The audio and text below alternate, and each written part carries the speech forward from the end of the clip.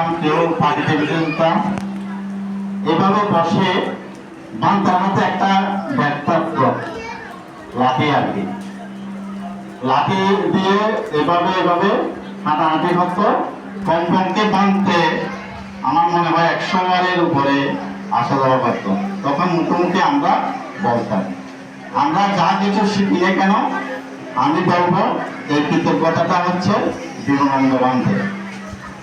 তো আজকে দীর্ঘদিন পরে আসলে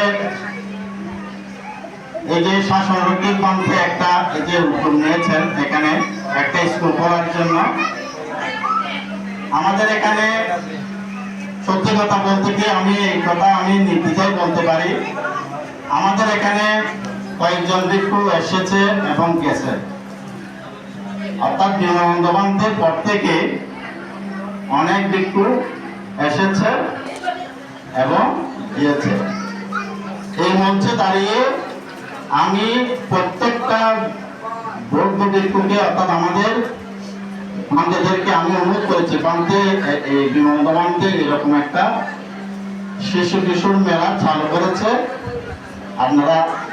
কিন্তু দুঃখের বিষয় হচ্ছে আমাদের বান্ধবদের সময় নেই।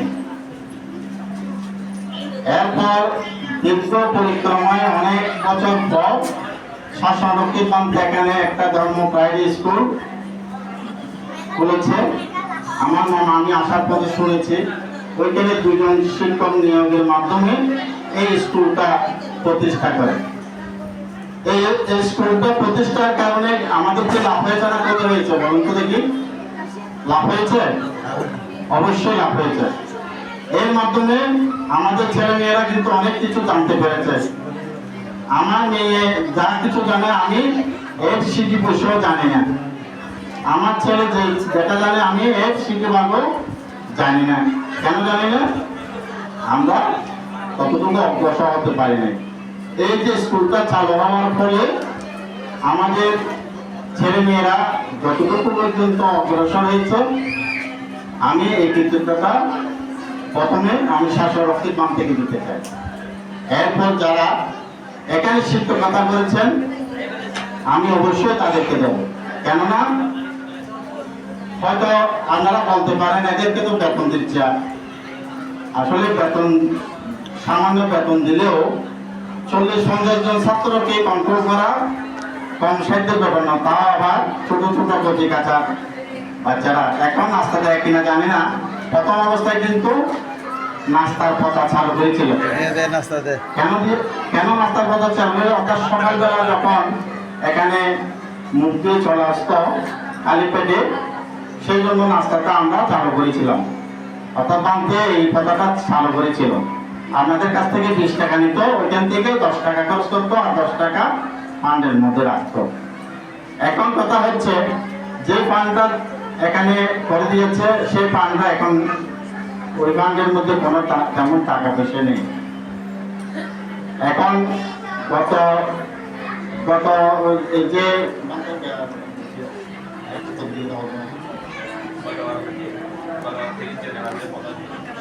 গতবারে আমরা যেটা পরীক্ষা নিয়েছি তখন ছিল 30 জন, এবার হয়েছে প্রায় 85 জন।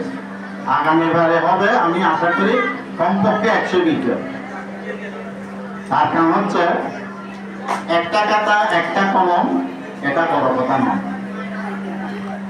একটা কাগজের সার্টিফিকেট দিল, এটা হচ্ছে মনে রাখবেন, এটা একটা ছোট্ট জমি স্কুল, কিন্তু এর যদি গুণাগুণ যদি বিচার করতে যান, যাকে বলে পাহাড়ের সমান। যখন আপনার মেয়েটা বড় হবে, আপনার ছেলেটা বড় হবে, আমি আমি বললাম দাঁড়িয়ে আমি বিবেকানন্দ বান্ধের কাছ থেকে এইটুকু শিখেছি, তখন ওই সার্টিফিকেটগুলো দেখে বা তখন ওই কাগজগুলো দেখে অনুভব করবে, অনুভূতি প্রকাশ করবে। ওনাদের ছেলে মেয়েদেরকে অনুভূতি প্রকাশ, আমরা দেখো ওই স্কুলে পড়েছি। তো এখন কথা হচ্ছে, হয়তো এখানে আমার মামা একটা কথা আমি মধ্যে আসার সময় শুনছি, ছাত্র যখন বাড়বে সম্ভবত 60 জনের উপর হলে 40-এর উপরে হলে হয়তো 2 জন টিচার দেওয়া যায় কিনা হয়তো দেখবো আমরা এবং আবেদন করব। আপনাদের ছেলে মেয়েদেরকে কন্টিনিউ একাডেমিক স্কুলে পাঠান, এটা করতে হবে না, লাভের চেয়ে করতে হবে না, এটা মনে মনে আপনারা ভেবে নেন। আর এই যে প্রতিযোগিতা, আমি এই প্রতিযোগিতার কৃতিত্বটা দেব আমাদের তরুণ ব্যক্তিত্ব, এই দক্ষিণ জনপদ চন্দ্রজ্যোতি বনবিহারের উপাধ্যক্ষ।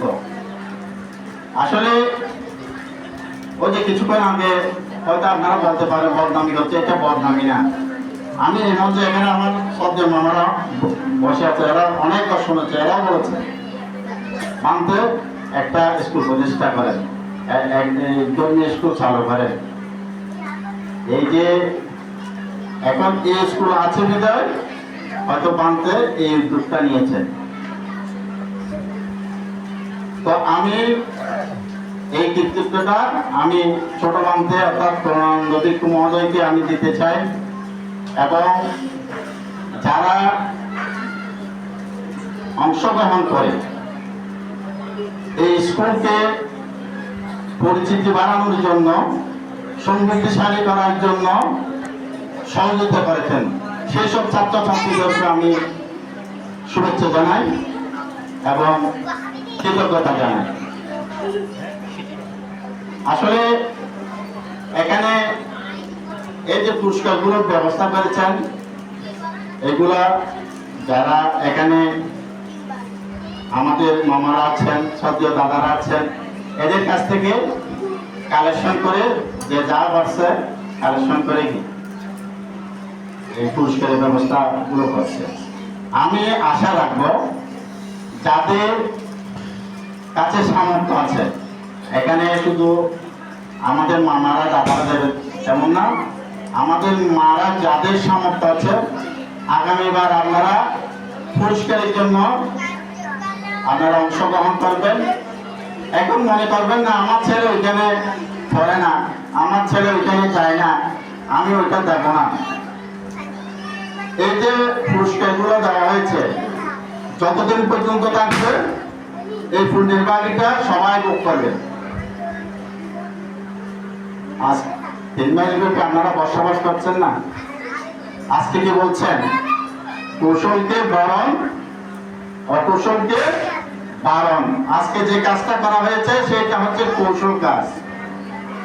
3 মাস ব্যাপী যেগুলো করেছেন এটা হচ্ছে কৌশল কাজ। আজকে যে পুরস্কার বিতরণী সভা, আজকে যে এই যে আমরা কাজগুলো করেছি এগুলো হচ্ছে কৌশল কাজ। তো কৌশল কাজে আপনারা অংশগ্রহণ করবেন, যাদের সামর্থ্য আছে তাদের কথা বলছি। আমি মান থেকে অনুরোধ করবো আগামীবার যখন আপনি চালু করবেন তখন দেখে দেখি তাদের সামর্থ্য আছে মা বোনদের, এদেরকে আপনি বলবেন, অবশ্যই এরা সহায়তা করবে। আমরা তো সহায়তা করতেছি, করব। তো পরিশেষে আপনাদেরকে আসলে আর বাড়াবো না। আমি আসলে শুধুমাত্র সত্যি কথা বলতে কি এই অনুষ্ঠানে অংশগ্রহণ করার জন্য আমার দরজাটা অর্থাৎ আমার প্রশ্নের দরজাটা খোলা রেখে আমি চলে আসছি। আমার প্রশ্নকে বলছি তুমি এসে দরজা জানাটা একটু বেঁধে দিও শুধু এই অনুষ্ঠানটা অংশগ্রহণ করার জন্য। কেননা আমি সকালবেলা বান্ধে ফোন করেছি, সেতুকে ফোন করেছি, বলছে যে কি অবস্থা, সেতু বলছে যে মামা আমি টাকা তেমন সংগ্রহ করতে পারিনি। আমি এদের কথা বলেছি, কয়েকজনের কথা বলেছি, এদের কাছ থেকে চাহা পারো কালেকশন করো, আমি পুরস্কারের জন্য 1000 টাকা দেবো, ওই কথা বাম থেকেও বলেছি। তো হয়তো কতটুকু কালেকশন করতে পেরেছে জানি না, শেষ পর্যন্ত হয়তো বাম থেকে দিতে হবে, এটাই হচ্ছে আমাদের। তো আপনারা দীর্ঘদিন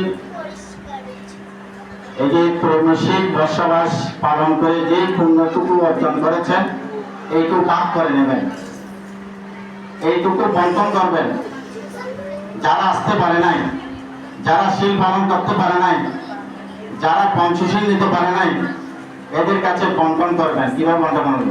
20 সপ্তাহ সুখিতা ভবন্তু, জগতের সকল প্রাণী সুখী হোক।